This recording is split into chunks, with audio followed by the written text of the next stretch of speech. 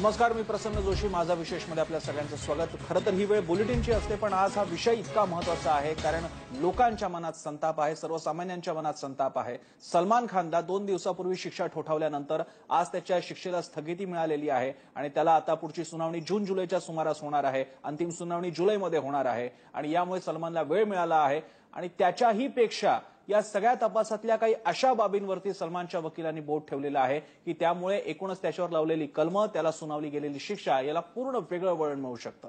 आणि यामुळे सगळ्यात महत्त्वाचा मुद्दा म्हणजे ज्या प्रकारे फास्ट ट्रीटमेंट सलमानला मिळालेली आहे, ज्या प्रकारे प्राधान्याची ट्रीटमेंट सलमानला मिळालेली आहे, बाकीच्या नाही ट्रीटमेंट का नाही, गरिबांना न्याय का नाही, जे लाखो खटले देशभरामध्ये मुंबईच्या हायकोर्टामध्ये पेंडिंग आहेत त्यांना कधी अशा प्रकारे जामीन मिळणार, कधी प्राधान्य मिळणार आणि हाच मुद्दा आपण घेतलेला आहे. गरिबांना न्याय कधी, सलमानला वेगळा न्याय का, यावर बोलण्यासाठी आपल्यासोबत मान्यवर आहेत.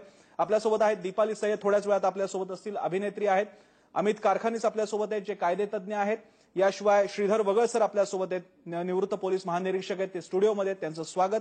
विनीता देशमुख सामाजिक कार्यकर्त्या पुण्याहून आपल्यासोबत असतील आणि थोड्याच वेळात भाजपच्या नेत्या शायना एनसी फोनद्वारे आपल्यासोबत असतील आणि काँग्रेसची भूमिका मांडण्यासाठी अभिनेत्री नगमा आणि ज्या आता काँग्रेसमध्ये आहेत त्या नगमा सुद्धा आपल्यासोबत असतील. सगळ्यांचं स्वागत. वगळांपासून सुरुवात करूयात. वगळजी, काय कुठे प्रॉब्लेम्स राहिले या सगळ्या तपासामुळे आणि खास करून ते पोलिसांचेच प्रॉब्लेम दिसतात की ज्याच्यामुळे असे लूपहोल्स राहिले ज्याच्यामुळे आज सलमान बाहेर पडलाय? लूपहोल्स राहिले म्हणून सलमान बाहेर पडला. सलमानला शिक्षा झालेली आहे. पोलिसांनी योग्य तो तपास केलेला आहे. त्याच्यामध्ये कोर्टाचं 150 जवळजवळ 250 पानाचं जजमेंट झालेलं आहे. डिटेल जजमेंट आहे. वरवर मी वाचलं ते फार डिटेल जजमेंट आहे आणि त्याच्यामध्ये त्या सेक्शन सगळे लावून शिक्षा झालेली आहे. तपासात त्रुटी राहिली किंवा काय असं काय मला विशेष वाटत नाही त्याच्यामध्ये. पण पूर्ण करा तुम्ही. असं कुठे मला म्हणजे मी वरवर वाचलं पण मला काही कोर्टाचे काही विशेष ऑब्झर्वेशन वाटलं की पोलिसांनी तपास बरोबर केला नाही किंवा काय असं काय मला वाटलं. पण खास करून सलमानच्या वकिलांनी काही मुद्दे मांडले आहेत. ते काही विशिष्ट प्रकारची कलमं सलमानच्या केसमध्ये का लावण्यात आलेली आहेत. सगळ्या एक महत्वाचा मुद्दा म्हणजे सगळ्या साक्षीदारांचा ज्या प्रकारे साक्ष घेणं अपेक्षित होतं ती झालेली नाहीये. गाडीमध्ये कोण किती जण होते याचा उल्लेख नाहीये, त्यांची साक्ष घेण्यात आलेली नाहीयेत. असे मोठे लूपहोल्स आहेत आणि ते कोर्टानं मान्य केले तसं दिसतंय. कोर्टासमोर जेव्हा केस चालते तेव्हा बरेचशा प्रकारचे मुद्दे, निरनिराळ्या प्रकारचे प्रयुक्त्या चालू असतात आणि ते सगळे आर्ग्युमेंट्स होणारच. कारण शेवटी आरोपी पक्ष आहे हे आपल्या आशयाला सोडवायचा प्रयत्न करणार आणि निरनिराळ्या प्रकारचे मुद्दे उपस्थित करणारच. आणि ह्या सगळ्या घुसण्यातून नवीन नवीन पॉइंट्स आणि कायद्याचे पॉइंट्स हे येतात, निष्पन्न होतात, बाहेर येतात. त्याच्यामुळे हा जो केस चाललाय ह्या केसला एवढी पब्लिसिटी झाल्यामुळे प्रत्येक बारकावे हे लोकांच्या नजरेस येतात. पण प्रत्येक केसमध्ये असं होऊन सुद्धा सर, असं असून सुद्धा जर का एवढा पोलिसांचा फुल प्रूफ, वॉटर प्रूफ जर का सगळा हे होता, तपास होता, तर सत्यपाल सिंग सारखे माजी वरिष्ठ पोलीस अधिकारी राहिलेले म्हणतात की गरिबांना या देशात न्याय नाही. त्याबद्दल काय म्हणणं आहे आपलं? पोलिसांचा तपास एक वेगळा आहे, न्याय मिळणे हे एक वेगळं प्रोसेस आहे. न्याय मिळणे म्हणजे काय हा एक फारच जनरल स्टेटमेंट झालं. ते न्याय मिळत नाही म्हणजे काय. प्रोसेस, त्यांचं म्हणणं परत असं असते की लिगल प्रोसेस फार स्लो असतात. मग ह्या केसमध्ये का, तर प्रश्न असा आहे की बरेचसे केसेस फास्ट होतात, हायकोर्टात रिलीफ मिळत असते, पण ह्या प्रकाश होतातल्या केसेस नसल्यामुळे त्या लोकांच्या लक्षात येत नाही. हा नॅचरल प्रोसेस आहे. शिक्षा झाली, हायकोर्टात जायचं, हायकोर्टातून हा प्रोसेस बऱ्याचशा केसेसमध्ये होतो. ही पहिलीच केस असं नाही. पण हा जो प्रोसेस, सहमत नाही आहात सत्यपाल सिंगांशी? सत्यपाल सिंगांचं स्टेटमेंट हे फारच जनरल स्टेटमेंट आहे की कोणाला न्याय मिळतोय, गरिबांना मिळत नाही. काही लोकांना त्यांच्याकडे खूप मोठे मोठे वकील थोडासा मिळत असेल. न्याय म्हणजे काय, फार न्याय म्हणजे जस्टिस ते म्हणतात. जस्टिस मिळणे हा फार मोठा म्हणजे पुढचा प्रश्न आहे. आता सध्या डिसिजन झालेलं आहे. सर, इकडे फक्त साध्या एका बेलची मुद्दा आहे. म्हणजे पूर्ण न्याय, हा तुमचं म्हणणं बरोबर आहे. बेल मिळण्याच्या बाबतीत जे सर्कमस्टन्सेस सलमानला अप्लिकेबल आहे ते बाकीच्यांना नाहीये. त्या अर्थानं सुद्धा सत्यपाल सिंग यांच्या बोलण्याचा एक अर्थ आहे. अशा केसेसमध्ये बऱ्याच लोकांना बेल मिळत असतो, पण ते प्रकाश माध्यमामध्ये येत नाही. कारण हा एक्सपोजर किंवा हा पब्लिसिटीचा इश्यू नसतो. बरं. पण हायकोर्टात तुम्ही जर बघाल तर अशा प्रत्येक वेळी कन्व्हिक्शन झाली का लोक हायकोर्टात पलतात.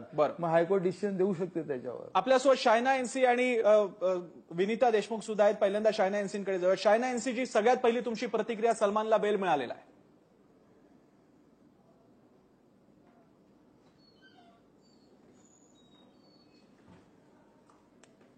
विनीता देशमुख आपल्यासोबत शायना इन्सिनपर्यंत आपला आवाज पोहोचत नाही. विनीताजी, तुमची प्रतिक्रिया. न्याय मिळत नाहीये गरिबांना, सत्यपाल सिंग म्हणतात, आणि सलमानला बेल मिळालेला आपण बघतोय. हो, अगदी. आता असं झालंय आज की सलमान खान हे हिरोच राहिले आणि सामान्य मनुष्य हा झिरो राहिला. आणि आधी जे साहेब म्हणत होते, इतके कुल्ली म्हणत होते की हे नॅचरल आहे, हे जस्टिस सिस्टम आहे, आणि म्हणजे कुठं आपण पोचलेलो आहोत इनसेन्सिटिव्हिटी बद्दल. म्हणजे हायकोर्टची जी ऑर्डर आहे ते सामान्य माणसाला 3-3 दिवस लागतात ती कॉपी मिळायला. आणि इथं सलमान खानच्या केसच्या बाबत अगदी 2 तासात मिळून तो काय हायकोर्टला गेला आणि काय त्याला बेल मिळाली आणि काय आता त्याला स्थगिती मिळाली. म्हणजे हे इतकं लाजिरवाणी गोष्ट आहे आणि इतकं आश्चर्यजनक गोष्ट आहे की मला खरंच इतकं हताश झालंय की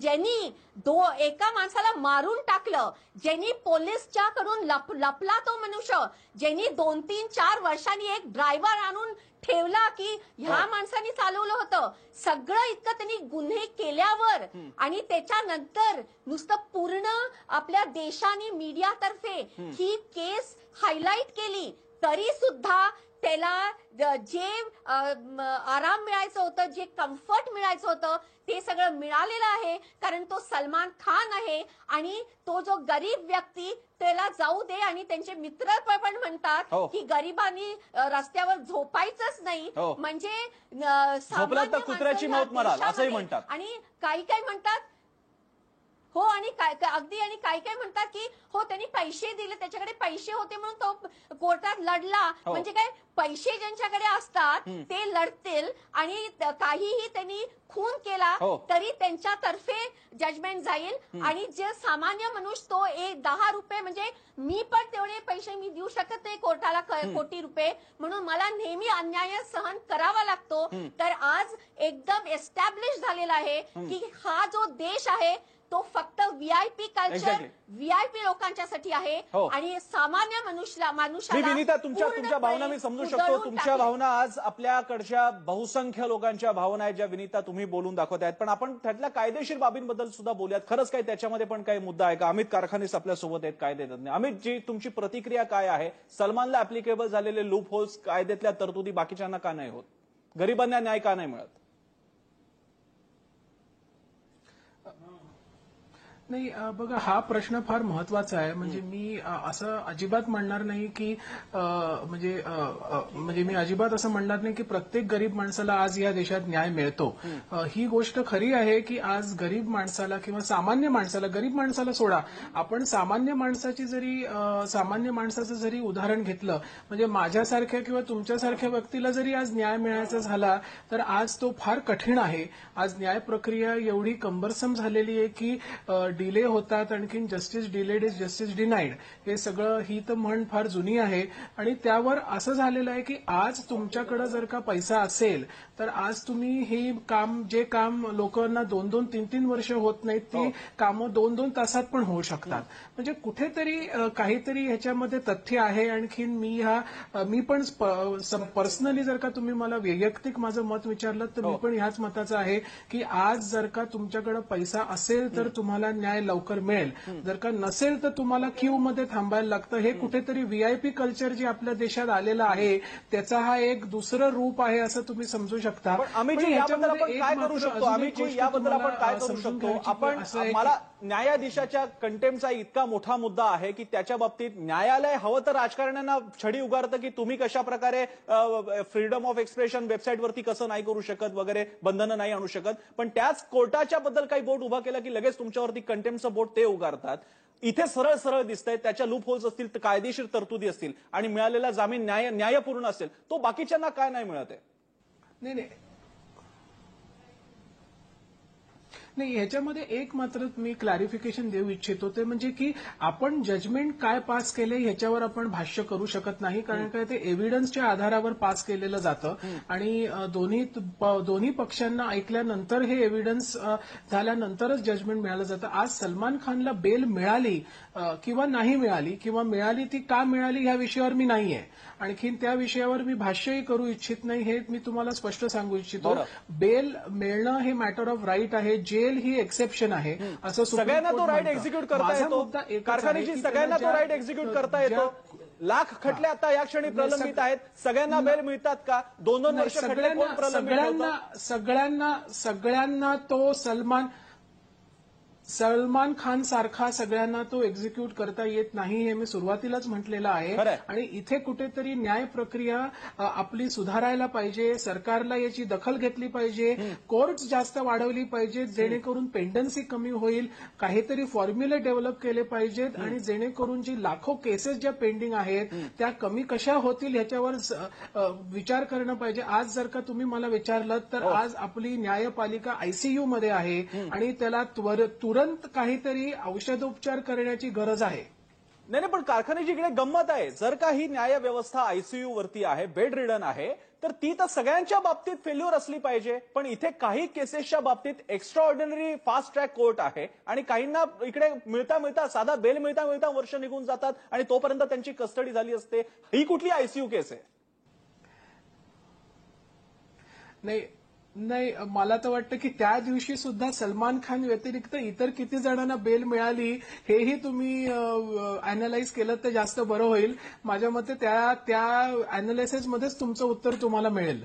बरं, त्या दिवसापुरता मुद्दा असता तर हा काही फक्त स्टॅटचा मुद्दा नाही. कारखाने सर, तुम्ही तर या क्षेत्रातले आहात. हा मुद्दा आम्ही जनरल घेतोय, पब्लिकसाठीचा घेतोय, इतक्या फास्ट होणाऱ्या केसेसच्या एक्झिक्युशनचा घेतोय. एक छोटासा ब्रेक घेऊया, त्यानंतर कारखानिसांकडनं या केस बाबतीत पोलिसांच्या तपासामधले कोणते लूपहोल्स होते किंवा ठेवले गेले ज्याच्यामुळे फायदा मिळाला, तो मुद्दा घेऊन मग वाघ्यांकडे पण यायचंय. शायना एनसी पण आपल्यासोबत आहे. ब्रेक नंतर पाहत राहा एबीपी माझा.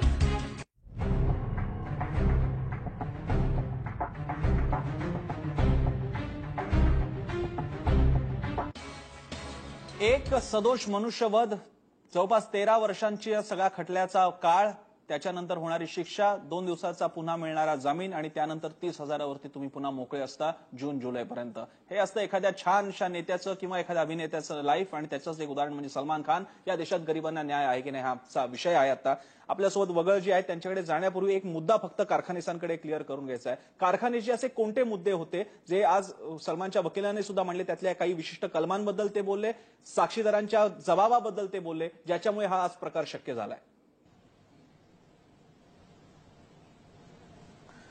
हे बघा, सर्वात पहिली गोष्ट म्हणजे की ह्या केसमध्ये पोलिसांनी सुरुवातीपासूनच भरपूर गफलती केलेल्या आहेत, चुका केलेल्या आहेत.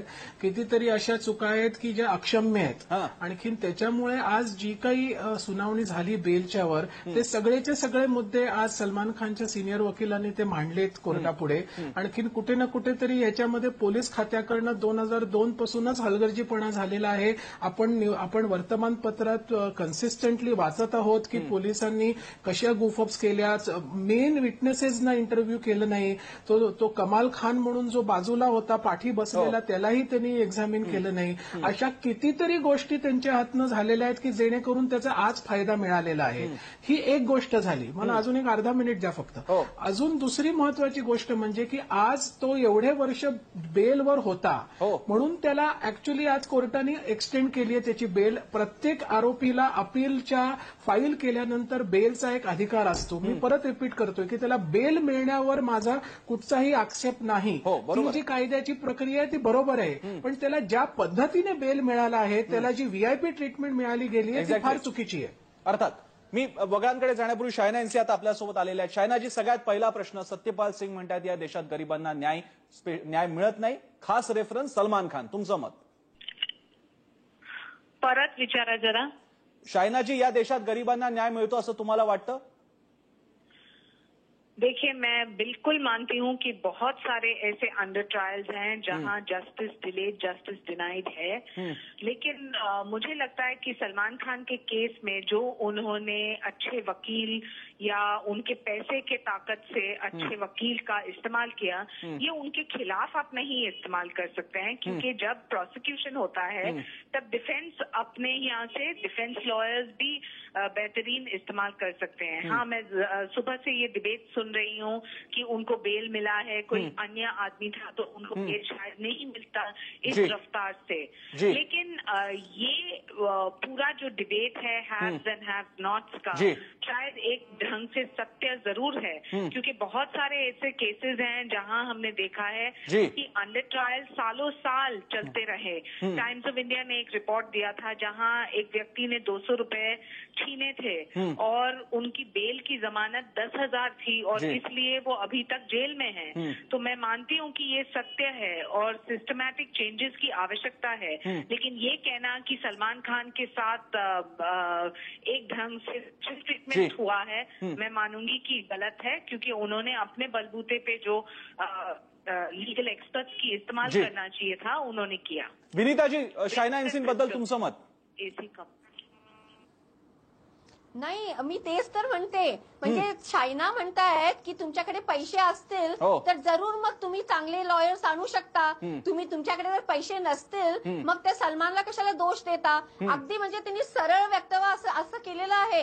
तर मी तेच म्हणतेय की म्हणजे तुम्ही एव्हिडन्स असून म्हणजे तो बिचारा शैनाजीना जरा कळवळ व्हायला पाहिजे की तो बिचारा कॉन्स्टेबल पाटील ज्यांच्या आधारे ज्यांच्या एव्हिडन्सवर सेशन्स कोर्टनी निकाल दिलेला आहे ते शेवटी भिकारी सारखे रस्त्यावर मेले।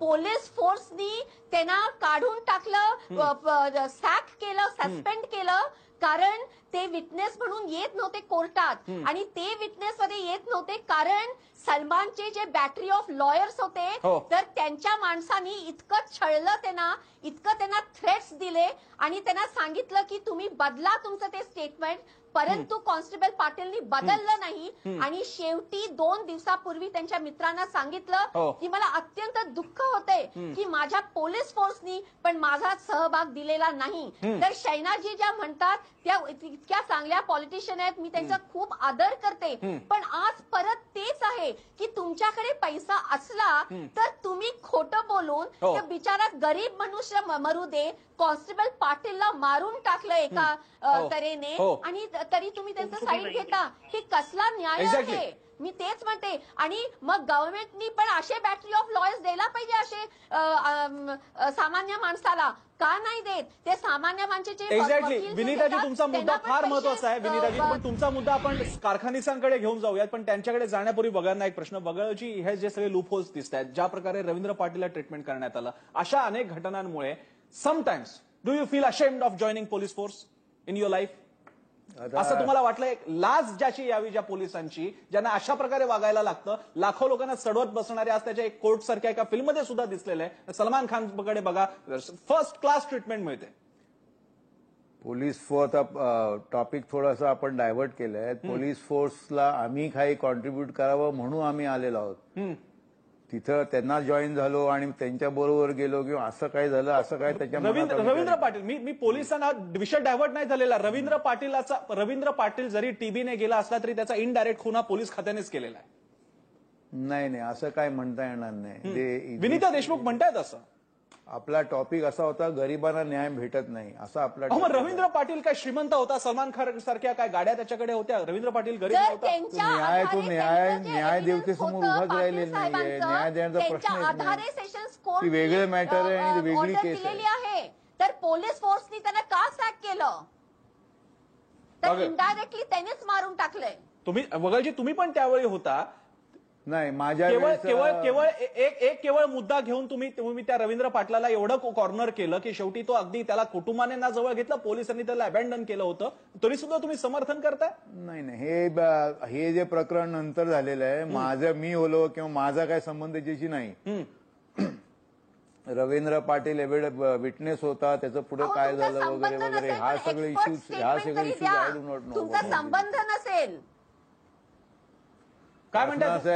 डिले नाही, मी सांगते प्रसन्न जी, मी सांगते तुम्हाला, हे सगळे जे आहे ब्युरोक्रॅट्स ते त्यांना सगळं व्यवस्थित त्यांचं चाललेलं पाहिजे, पेन्शन नंतर पण, हो. रिटायरमेंट नंतर पण. त्यामुळे ते सामान्य माणसाच्या प्रो कधीच ते बोलत नाहीत. मी किती वेळा पॅनलमध्ये आले आणि हो. जे रिटायर्ड कमिशनर्स असतील, कोणी असतील, ते आमच्या बरोबर सहभाग होतच नाही. कारण तरी त्यांचा गव्हर्नमेंट बरोबर कनेक्शन असतं. त्यांना आशा असते की त्यांना आणि कुठल्या तरी कमिटीमध्ये बसवतील, इन्फॉर्मेशन कमिशनर बनवतील, तर ते कशाला सामान्य माणसाशी बद्दल ते चांगलं बोलणार आहेत. वगळजी, यावरती काय एक्सप्लेनेशन तुमचं?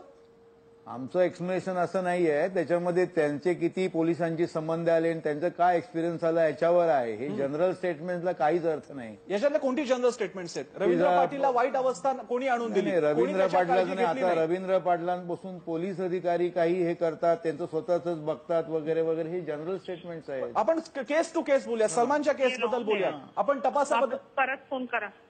आपण सलमानच्या केसबद्दल बोलूयात, आपण रवींद्र पाटील बद्दल बोलूया. तुम्हाला तुमचा असा दावा आहे पोलीस खातं स्टार्ट टू एंड पूर्ण चांगलं काम केलंय त्यांनी असं असू शकत नाही. असं कसं असू शकेल? कुठल्याही कोणाबद्दलही 110% सर्टिफिकेट कोणाबद्दल देता येते का? प्रत्येक डिपार्टमेंटमध्ये आणि प्रत्येक ह्याच्यामध्ये बरे वाईट लोक असणार. पण तुम्हाला असं नाही वाटत ज्या केसमध्ये काही लोक गंभीर जखमी झाले, ज्यांना हातपाय गमवावे लागले आणि एका माणसाचा मृत्यू झालाय, त्या केसमध्ये 100% रिझल्ट द्यायला पाहिजे पोलिसांनी, आणि विशेषतः जो अगदी इझिली अवेलेबल होता? नाही, पोलिसांनी त्यांच्या परीने तपास केलेला आहे. चुका असतील तर फटके खातील. पोलिसांनी त्यांच्याप्रमाणे तपास केलेला आहे. आता समजा त्यात काही प्रॉब्लेम्स असतील, डिफेक्ट्स असतील, तर ते they will face departmental action. कोर्टाने ते त्रुट्या बाहेर काढलेल्या असणार, त्याच्यामध्ये दाखवलेलं असणार की ह्या त्रुट्या आहेत, त्याच्यामध्ये मिस्टेक झाले, तपास. पण कोर्टाने शिक्षा दिलेली आहे 5 वर्षाची. याचा अर्थ काय? म्हणजे तपासाच्या नंतरच शिक्षा झाली की सोडून दिलं त्याला? शिक्षा झाली म्हणजे पोलिसांचा तपास पॉझिटिव्ह करून 5 इयर्स शिक्षा झाल्या. विनिताजी, तुम्ही समाधानी आहात या एक्सप्लेनेशन बद्दल? नाही, ते ऍब्सोल्युटली डिफेन्सिव्ह वर जात आहेत. त्यांना सगळं बरोबर पॉलिटिकली करेक्ट स्टेटमेंट्स करायचे आहेत. कारण पोलीस फोर्स मध्ये असं सतत जो चांगला सिन्सिअर ऑनेस्ट पोलीसमॅन किंवा ऑफिसर असेल त्याला असंच छळलेलं आहे कित्येक केसेस मध्ये. आता ते म्हणतात की त्यांनी 270 पानाचं पूर्ण ऑर्डर वाचलं, तर ते वाचल्यानंतर मी काही एक्सपर्ट नाहीये, तरी मला कळतं की पाटील साहेब जे मेले ते ह्याच्याच मुळे, कारण त्यांना अत्यंत मनस्त्राव दिलेला गेला. ते जे धनिकचे जे लॉयर्स आहेत त्यांच्या माणसांनी, पोलीस फोर्सनी स्वतः, ते कोणीही उभं राहिलं नाही. What the help, police commissioner, DG, what are they doing such a big VIP केस, आणि त्याच्यात एक कॉन्स्टेबल खरं बोलते म्हणून त्याला अक्षरशः मारून टाकलं. आणि हे केसला मारून जो हिरो आहे सलमान खान त्याला सोडवलं गेलेलं आहे. आणि म्हणून आता तर एस्टॅब्लिश झालेलं आहे की सलमान आहे हिरो, सामान्य माणसं आहे झिरो, आणि मोठे मोठे पोलीस ऑफिसर्स असे जे पॅनलिस्ट म्हणून येतात ते पण सत्य बोलायला ते घाबरतात. मी एक वगळ सरांकडे जाण्यापूर्वी एक मुद्दा हाच विनीता देशमुखांचा कारखानेसांना विचारायचा होता. कारखान्याची तुम्ही फार मगाशी चांगले शब्द वापरले की काही जणांना ICU ट्रीटमेंट, खास स्पेशल ट्रीटमेंट दिली जाते कोर्टाकडून. पण या पोलिसांकडनं हीच अशी जी ICU मध्ये गेलेली सगळी लिगल सिस्टीम आहे, त्यांच्याकडून सलमानचे ब्लड सॅम्पल्स होते, त्याच्यामध्ये फॅब्रिकेशन काही करण्याचा प्रयत्न झाला, जे सलमानच्या वकिलाने सुद्धा आरोप केलेले आहेत. एक जर का रवींद्र पाटलांची साक्ष सुद्धा त्यावेळी जर का काही मिसप्लेस झाली असती किंवा काही त्याचे डायल्युशन झालं असतं, तर आज सलमान तर निष्पापच सिद्ध झाला असता. पोलिसांच्या रोल बद्दल कसं तुम्ही बघता? हे बघा, ह्याच्यामध्ये आपल्याला एक मात्र लक्षात ठेवायला लागणारे फॅक्ट ती म्हणजे की सलमानला कन्व्हिक्शन झालेलं आहे. ओके, सलमानला काही सोडलेलं नाहीये कोर्टाने. त्याच्यामुळे मी असं अजिबात म्हणणार नाही की पोलिसांनी इन्व्हेस्टिगेशन पूर्णपणे चुकीचं केलेलं किंवा चुकीचं केलं असतं तर त्यांना सलमान खानला कोर्टाने सोडून दिलं असतं. हा मुद्दा नंबर 1. दुसरा मुद्दा हा आहे माझा की आज 5 वर्षाची शिक्षा जी दिलेली आहे ती पण मला वाटत नाही की काही फार कमी अशी दिलेली आहे. ती माझ्या मते कोर्टाने त्याला जस्टिफिकेशनही दिलेलं आहे. सेशन्स कोर्टाने त्याच्यामध्ये डेडिकेटेड पॅराज दिलेले आहेत की मी का 5 वर्षाची शिक्षा देतोय. तिसरा मुद्दा असा आहे की आज बेलचा आणखीन कन्व्हिक्शनचा हा आपण जे कन्फ्युजन जे झालेलं आहे ते कुठेतरी लोकांना कळायला पाहिजे की आज बेल हा नॉर्मली सगळ्या लोकांना मिळतो. फक्त इथं एवढंच आहे की आज इतर लाखो लोक तुरुंगात आहेत, त्यांना बेल प्रायोरिटीवर मिळत नाही, पण फक्त सलमान खान म्हणून सलमान खान आणि त्याच्याकडे जो पैसा आहे त्याच्यामुळे त्याला लवकर का मिळालं. काही लॅक्युनाज आहेत. बेल सगळ्यांना मिळणं अपेक्षित आहे पण मिळत नाही. विनिताजी, मी येतो तुमच्याकडे. एक छोटासा आपल्याला ब्रेक घ्यायचा, हेडलाईन सुद्धा बघायचे आपल्याला, त्यानंतर चर्चा सुरू राहील.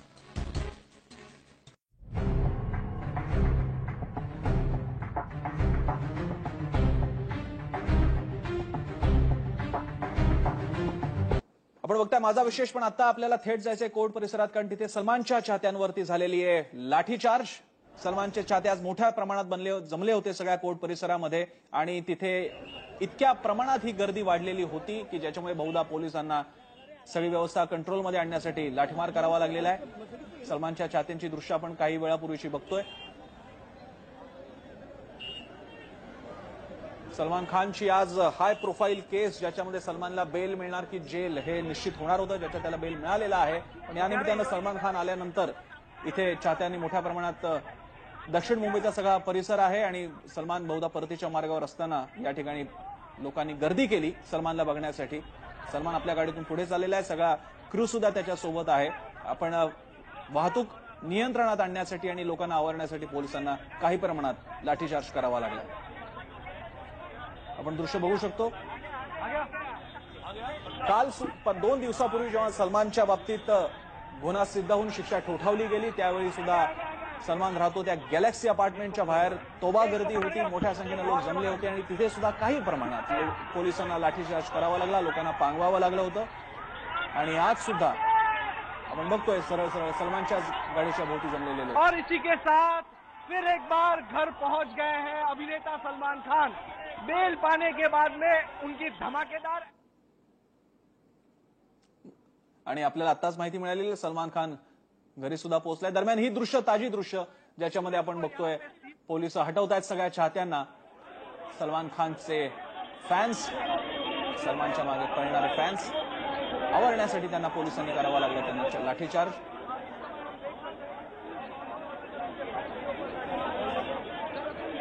आपल्या गॅलेक्सी अपार्टमेंटमध्ये आता सलमान जाईल.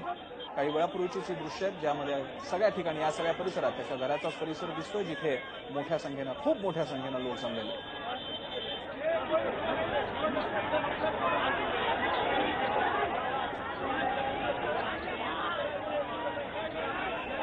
या सर्वसामान्य लोकांमुळेच एखादा व्यक्ती रातोरात सुपरस्टार बनतो, हिरो बनतो, पण त्या सर्वसामान्यांपैकी कोणाचा तरी मृत्यू होतो, कोणीतरी साक्षीदार म्हणून उभा झालेला असतो, त्यांच्यासाठी मात्र ही गर्दी होत नाही.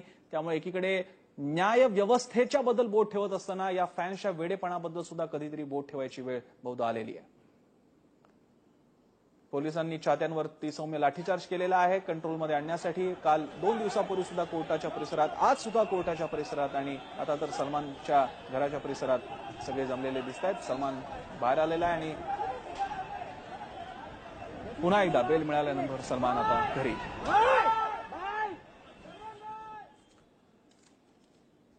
पण मुद्दा उरतो तो हाच की सलमानला ही स्पेशल ट्रीटमेंट का. कारखानीसांपासून सुरुवात करूयात. अमित कारखानीस आपल्यासोबत आहेत. कारखानीजी, तुम्ही म्हणताय ते बरोबर आहे, बेल हा अधिकार आहे, खास करून कोर्ट प्रोसिजर सुरू असल्यास. पण प्रश्न असा आहे, हा प्रिव्हिलेज नसून जर का हक्क असेल तर तो सगळ्यांना मिळतो का? नाही, माझ्या मते बऱ्याच जणांना मिळतो. म्हणजे असं अजिबात म्हणू मी जसं जर का म्हटलं की इतर जणांना बेल मिळत नाही तर हे चुकीचं ठरेल.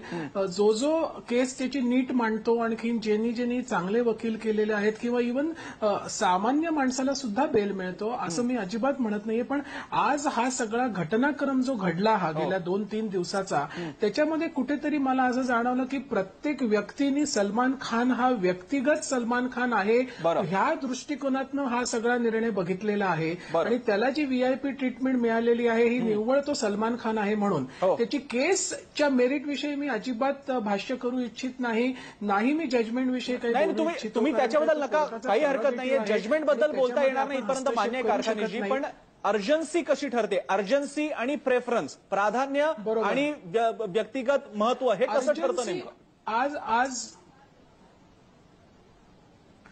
या बाबतीतच मला प्रश्नचिन्ह आहे की आज अर्जन्सी ही म्हणजे मी माझी जर का दुसरी केस त्याच दिवशी असती हो. आणि मी अर्जन्सी दाखवायचा प्रयत्न केला Exactly. असता तर मला अजिबात खात्री नाहीये आजही की मला कोर्टाने ऐकलं असतं. हां, पण आज सलमान खान होता, त्याच्याकडे चांगले वकील होते, उच्च दर्जाचे वकील होते, भारतातले उत्कृष्ट वकील होते.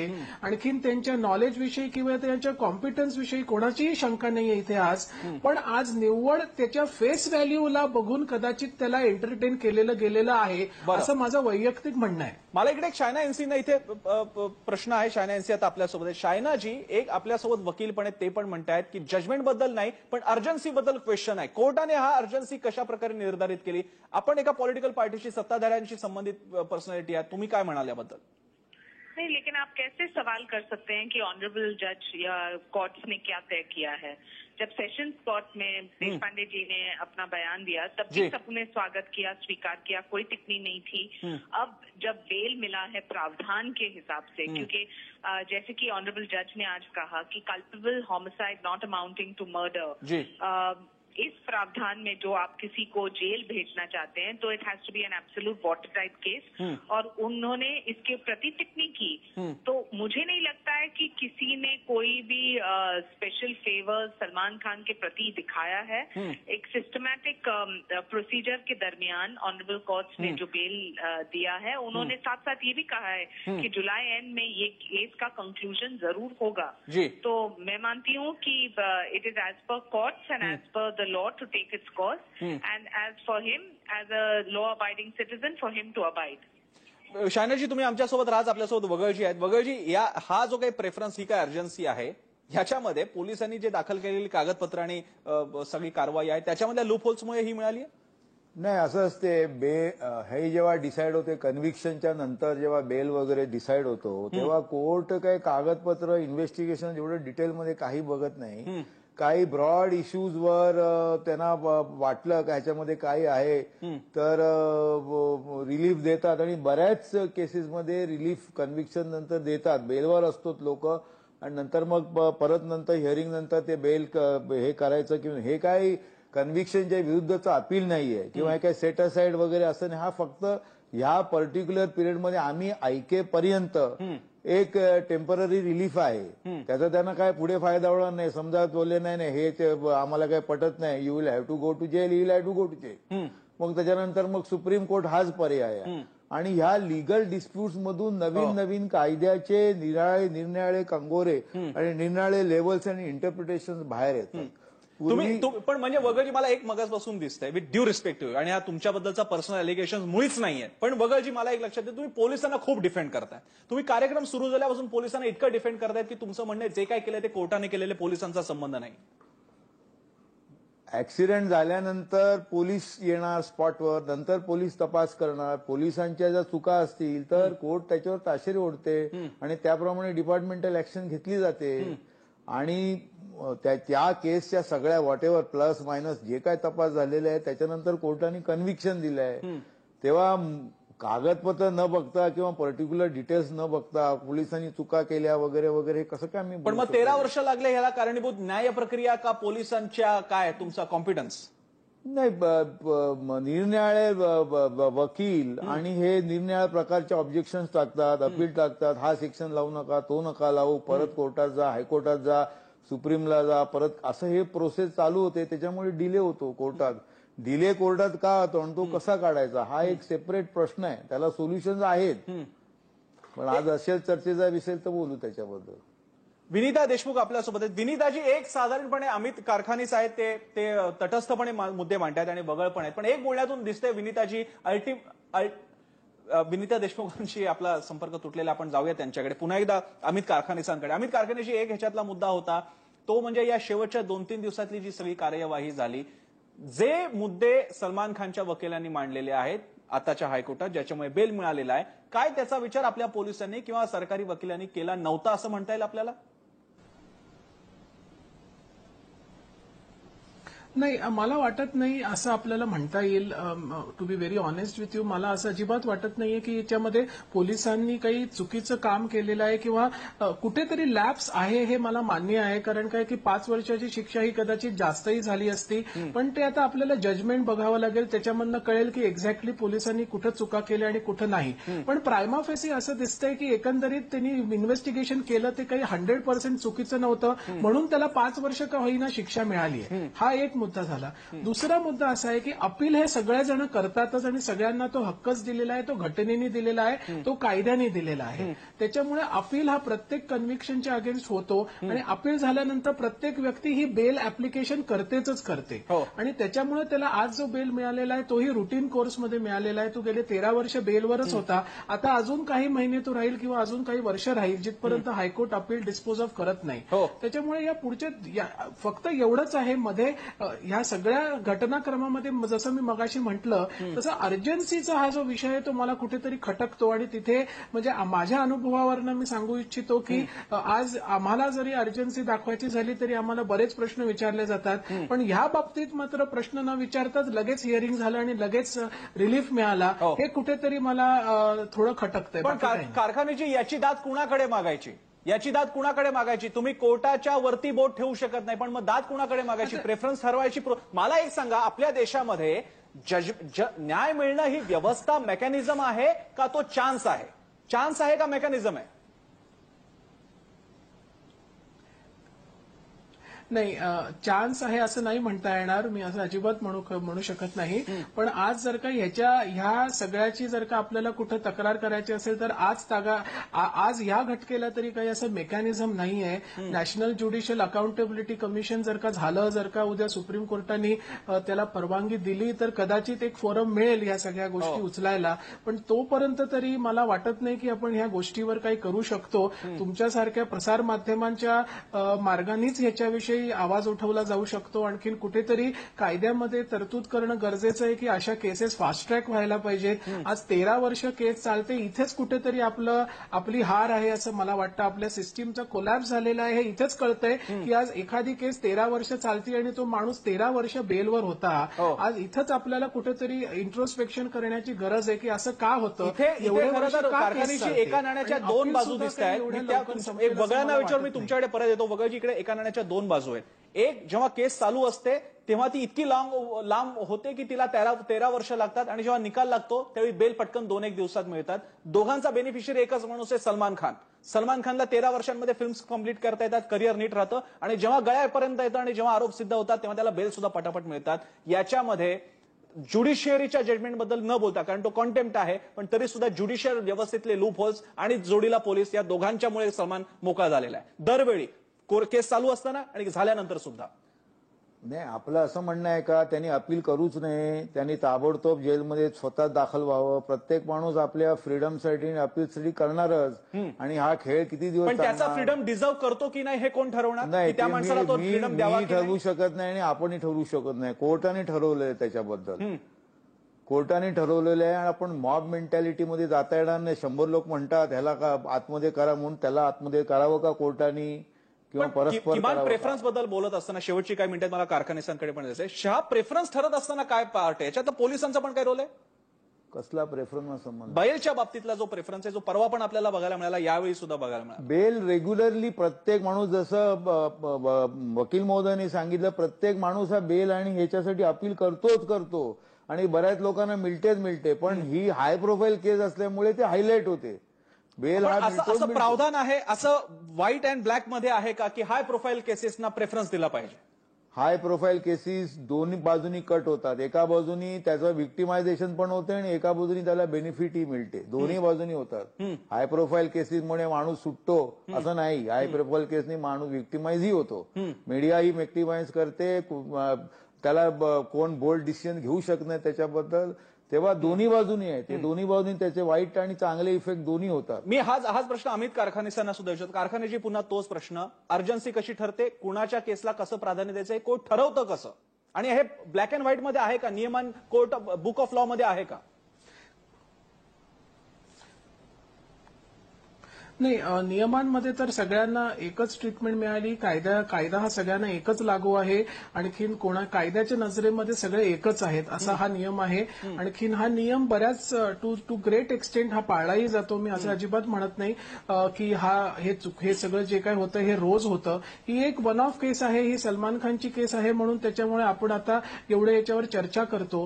म्हणजे आज कुठेही कायद्यामध्ये असं लिहिलेलं नाहीये की आज सेलिब्रिटीज असो किंवा व्हीआयपीज असो किंवा पॉलिटिशियन्स असो यांना कुठेतरी वेगळी ट्रीटमेंट द्यावी किंवा यांच्याकरता वेगळी कोर्ट स्थापन करावी तसं कुठेही नाही आहे. सगळ्यांना कायदा हा एकच आहे आणि एकाच मापदंडाने कायदा बघतो सगळ्यांकडे. त्याच्यामुळे मला वाटत नाही की ह्याच्या बाबतीत आपल्या मनात काही कन्फ्युजन असावं. पण कारखान्याची पुन्हा आपण एकाच प्रश्नाकडे सारखं येतोय. 2 लाख केसेस आणि देशातल्या तर इतक्या हजारो लाखो आणखी केसेस आहेत. बाकीच्यांना बेल का मिळत नाही हे ठरवतं कोण? अर्जन्सी कशी ठरायची हे इंडिव्हिज्युअल जजच्या हातात असतं. आणखीन ते ठरवतात ऐकून की बाबा आज ह्या केसमध्ये सलमान खाननी काय अर्जन्सी कोर्टापुढे मांडली हे आत्ता म्हणजे मला इथं बसून कळणार नाही. कारण की मी त्यावेळेला त्या क्षणी कोर्टामध्ये कारखान्याची नव्हतो. काय असू पण जे शकते? काही एखादी सलमान अर्जन्सीची खानच्या उदाहरणं वकिलांनी सलमानची जे काय काही असू matter शकते? इतर mention कोणाची केलं, काय असू शकते? खैर सलमान खानच्या केसमध्ये एक अशी अर्जन्सी असू शकते की बेल हा कन्व्हिक्शन पर्यंत असतो. कन्व्हिक्शन संपलं आणखीन त्याला ऑर्डरची कॉपी कन्व्हिक्शन लागलं त्याला आणि ऑर्डरची कॉपी त्याच दिवशी त्याच्या हातात नव्हती. आणखीन ऑर्डरची कॉपी असती तर आम्ही ती लावून लगेच अपील केलं असतं असं त्याच्या वकिलांचं म्हणणं होतं. तो एक टेक्निकल मुद्दा झाला. इथं एक बघायला पाहिजे की त्या नॉर्मल कोर्समध्ये सुद्धा कोर्ट ऑर्डर झाल्याशिवाय ऑर्डर हातात आल्याशिवाय जजमेंट प्रोनाऊन्स करत नाही. तर ह्या केसमध्ये ऑर्डर त्याच दिवशी सलमान खानला मिळाली नाही. म्हणून त्या दिवशी हायकोर्टाने त्याला जो इंटरिम बेल दिला तो त्या एका कारणावर दिला. परत सुट्टी येणार होती 8 तारखेपासून. आज हायकोर्टचा शेवटचा वर्किंग डे. उद्यापासून सुट्टी चालू आहे, समर वेकेशन. त्याच्यामुळे तो एक मुद्दा होता.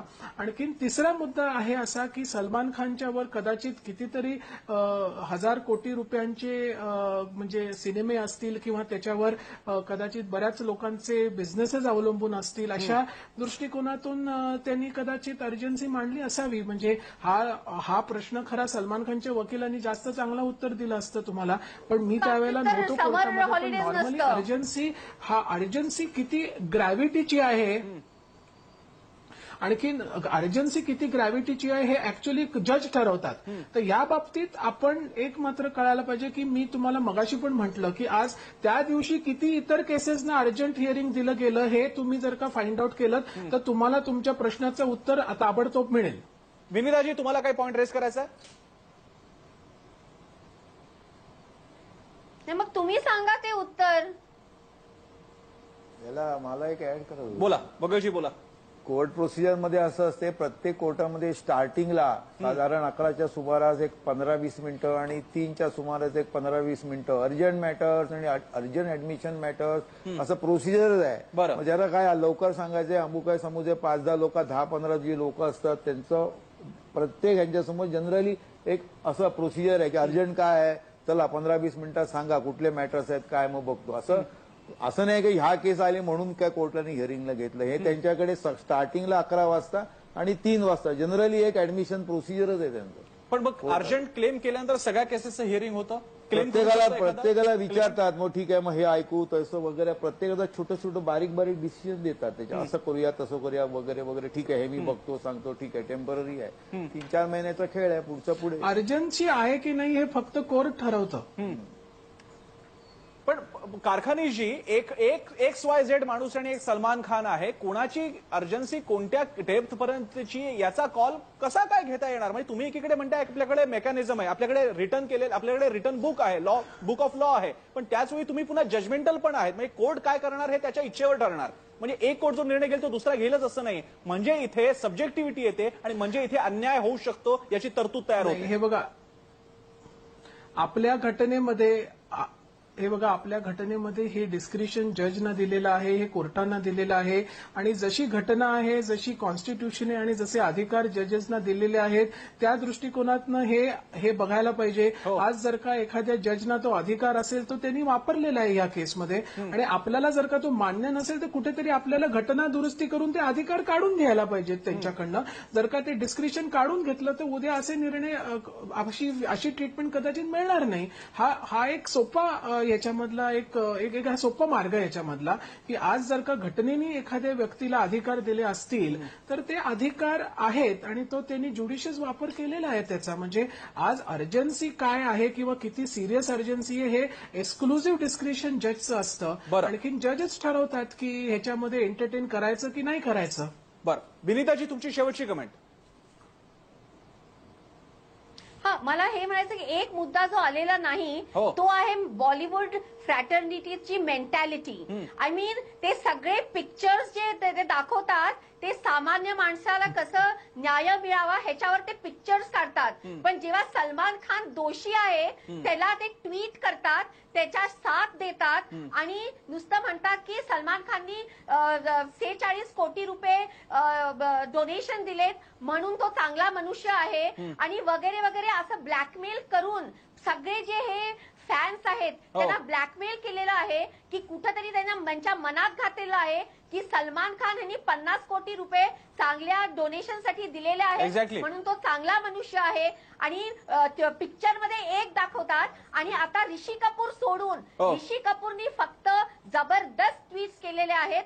नाही विनीताजी, ऋषी कपूर सुद्धा त्याच माहितले म्हणी आहेत, we all Kapoor stand by Khans, असं त्यांचं ट्विट आहे. ऋषी कपूर कोणाला तुम्ही एक्सेप्शन देऊ नका, सगळं बॉलिवूड एका माळेचं म्हणी आहे. मला फक्त शेवटची कमेंट वगळ सर म्हणाले म्हणून, वगळची तुमची कमेंट. मला एक एवढं इथे असं नमूद करायचं आहे की एवढा पब्लिक प्रेशर, मीडिया प्रेशर असतानाही judiciary has taken its own independent decision. So we have to in a different way. एका प्रकारे ज्युडिशरीला आपण एक प्रकारे अप्रिशिएट सुद्धा केलं पाहिजे की आपण विदाऊट प्रेशर काही असो मार्केटमध्ये, काही लोकांचं असो, त्यांनी डिसिजन घेतलेले आहे. आता वगळची त्याच्यात प्रॉब्लेम असा आहे की नियमच असे आहेत की ज्युडिशियरीच्या बाबतीत एक तर प्रेस करा नाही तर तोंड गप्प करा.